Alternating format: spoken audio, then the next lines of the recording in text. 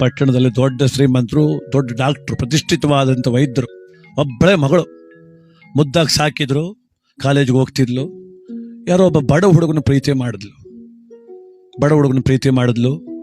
ಇಬ್ರು ಮದುವೆ ಮಾಡ್ಕೋಬೇಕು ಅಂತ ತೀರ್ಮಾನ ಮಾಡಿದ್ರು. ಡಾಕ್ಟರ್ ಮಗಳು ಅವ್ರ ಅಪ್ಪನಿಗೆ ಹೇಳಿದ್ಲು, ಅಪ್ಪ ನಾನು ಒಂದು ಹುಡುಗನ ಪ್ರೀತಿ ಮಾಡಿದ್ದೀನಿ, ಅವನನ್ನೇ ಮದುವೆ ಆಗ್ತೀನಿ ಅಂತ ಹೇಳಿದ್ರು. ಮಗಳೇ, ನನಗೆ ಗೊತ್ತು ನೀನು ಯಾರನ್ನ ಪ್ರೀತಿ ಮಾಡ್ತಿದ್ದಿ ಅಂತ ಗೊತ್ತು.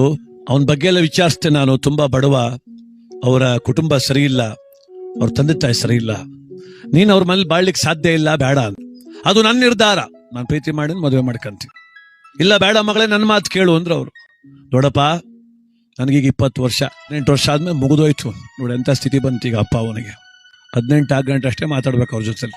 ನಮ್ಮ ಇಷ್ಟ ಬಂದಾಗ ಮದುವೆ ಆಗ್ತೀವಿ. ಆಯ್ತು, ಮಾಡಕ್ ಹೋಗಿ ನೀನು ಹಣೆ ಬರ ಅಂದ್ರು. ಮದುವೆ ಮಾಡ್ಕೊಂಡು ಸುತ್ತಾಡಿದ್ರು, KRS ಅಲ್ಲೆಲ್ಲ ಓಡಾಡಿದ್ರು.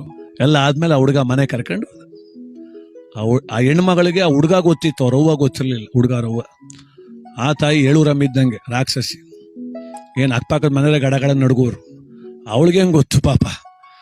ಮನೆಗೆ ದಿನವೇ ಪ್ರಾರಂಭ ಆಯ್ತು ಜಗಳ. ಈಕೇನು ನನ್ನ ಗಂಡ ಇವನು, ನಾನು ಹೇಳದ್ ನಡಿಬೇಕು ಅಂತ. ಅತ್ತೆ, ನಾನು ಹೇಳ್ದಂಗೆ ಕೇಳೆ ನೀನು, ನನ್ನ ಸೊಸೆ ನೀನು ಅಂತ. ಏನ್ ಜಗಳ, ದಿನಾ ಜಗಳಪ್ಪ. ಮದುವೆ ಆಗಿ 1 ತಿಂಗಳು ಆಗೋದಕ್ಕೆ ಆ ಹೆಣ್ಮಗಳಿಗೆ ಅನ್ನಿಸ್ತು ಇದು ಜೀವನ ಅಲ್ಲ, ನರಕ ಅಂತ. ಡಾಕ್ಟರ್ ಮಗಳಿಗೆ ಸುಖದಲ್ಲಿ ಬೆಳೆದವಳು, ಯಾವತ್ತೂ ಯಾರ ಕೈಲಿ ಬಯಸ್ಕೊಂಡವಳಲ್ಲ. ಅತ್ತೆ ಬಹಳ ಘಾಟಿ, ಸ್ಟ್ರಾಂಗ್ ಆಗಿದ್ಲು ಅಮ್ಮ. ಅವಳೇನ್ ಮಾಡಿದ್ಲು, ಒಂದ್ ದಿವ್ಸ ಕೋಪ ಬಂತು, ಕಪಾಲು ಕೊಟ್ಲು ಏಟ ಸೊಸೆಗೆ.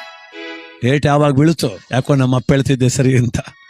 ಆದ್ರೆ ಏನ್ ಮಾಡೋದು, ಅಪ್ಪನ್ನೂ ಕಳ್ಕೊಂಡಂಗಾಯ್ತು, ನನ್ನ ಜೀವನ ಹಿಂಗಾಯ್ತು. ನನ್ನ ಗಣ್ಣೋ ಏನು ಕೇಳ್ತಿಲ್ಲ, ನಮ್ಮತ್ತೆ ರಾಕ್ಷಸಿ. ಅದಕ್ಕೆ ತೀರ್ಮಾನ ಮಾಡಿದ್ಲು, ನಾನು ಬದುಕುದು ಬೇಡ ಅಂತ. ಹೆಣ್ಮಗಳು ಒಂದು ಪತ್ರ ಬರೆದ್ಲು, ಆತ್ಮಹತ್ಯೆ ಪತ್ರ. ನನ್ನ ಸಾವಿಗೆ ನಾನೇ ಕಾರಣ ಆಗ್ತಾ ಇದ್ದೀನಿ, ತಂದೆ ಮಾತು ಕೇಳದೆ ನಾನು ಈ ದುರಂತಕ್ಕೆ ಮಾಡ್ಕೊಂಡೆ, ಪ್ರೀತಿ ಕಣ್ಣಿಲ್ಲ ಅನ್ಕಂಡೆ, ನನಗ್ ಕಣ್ಣಿತ್ತು, ಯೋಚನೆ ಮಾಡ್ಲಿಲ್ಲ.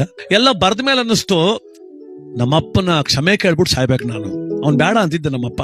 ಅದಕ್ಕೆ ಮತ್ತೆ ಬಂದ್ಲು ಡಾಕ್ಟ್ರು, ವೈದ್ಯರ ಹತ್ರ ಬಂದು ಕಾಲಿಗೆ ಬಿದ್ಲು, ಅಪ್ಪ ನನಗೆ ಕ್ಷಮಿಸ್ಬಿಡಪ್ಪ.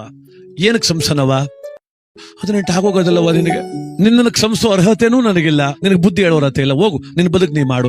ಇಲ್ಲಪ್ಪ ನಾನು ಇವತ್ತು ಸಾಯ್ತಾ ಇದ್ದೀನಿ, ಡಾಕ್ಟರ್ನಲ್ಲಿ ನೀರು ಬಂತು, ಒಬ್ಳೆ ಮಗಳು, ನಿನ್ನ ಇಷ್ಟು ಚಂದವಾಗಿ ಸಾಕಿವನೇ, ಸಾಯ್ತೀನಿ ಅಂತೆಲ್ಲ ಮಗಳೇ, ಬದುಕು. ಇಲ್ಲಪ್ಪ ಬದುಕೋಕ್ ಆಗುದಿಲ್ಲ, ನಿನ್ನ ಮಾತು ಕೇಳದೆ ತಪ್ಪು ಮಾಡಿದೆ. ನನ್ನ ಅತ್ತೆ ಇದ್ದಾಳಲ್ಲ, ನನ್ನ ಅತ್ತೆ ಮನುಷ್ಯಳಲ್ಲ, ಅವಳು ರಾಕ್ಷಸಿ, ಅವಳ ಜೊತೆಲಿ ಬದುಕುದು ಬಹಳ ಕಷ್ಟ.